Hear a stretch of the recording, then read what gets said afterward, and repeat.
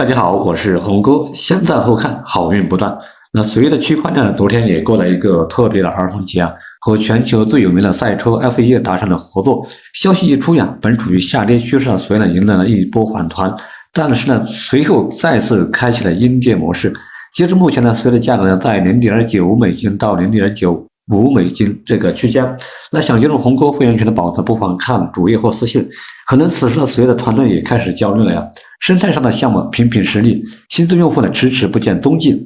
原本主网上线前的上百万的数据指标呢，到现在呢直接缩水了80%以上。社区的用户量呢呈指数的级的下跌，链上数据呢相比测试网也失去了90%。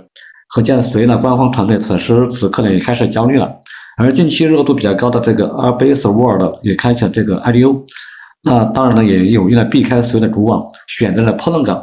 只是将游戏的结算层呢放到了随的主网，不知道这是不是有意在避开随当前这种窘境。不管怎么说呀，当前的随的区块链和其兄弟阿普特斯项目在热度上呢持续了也就1周时间，而阿普特斯呢上线其热度呢差不多持续了整整1个月还有余。如果说呢不是因为这个生态上的一些项目跑路的话呢，可能不会产生过多的负面的因素。而反观随上线之后呢，各种项目 IDO 之后呢，其价格也让社区用户一痛再痛。那当然更重要的是呢，因为这个阿普特斯呢上线呢，大部分的这个代币是由官方空投的，所以说呢大家愿意去消费。而随的话呢大部分的代币是用户购买的，所以说大家可能更不愿意更愿意去观察，可能更不愿意去做一个消费者。所以这呢可能就是它生态目前比较窘境的一个原因。那至于呢，和这个 F1 车队的合作呢，有可能是想借 F1 车队来为生态引流，但从目前来看呢，这种做法呢，可能很难有什么效果。当然，不排除未来呢，会借助 F1 呢在全球的影响力，通过随着区块链的发行这个 F1 Pass NFT 的可能性呢，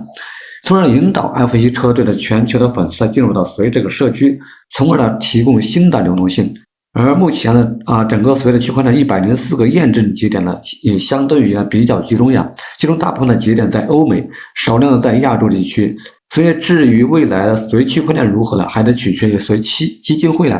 重启社区对它的信任，为生态发展提供更多有利的工作，从而呢引导用户呢主动将手中的随从中心化的交易所转入到链上进行质押，以解决了这个生态目前的一个枯竭的现象。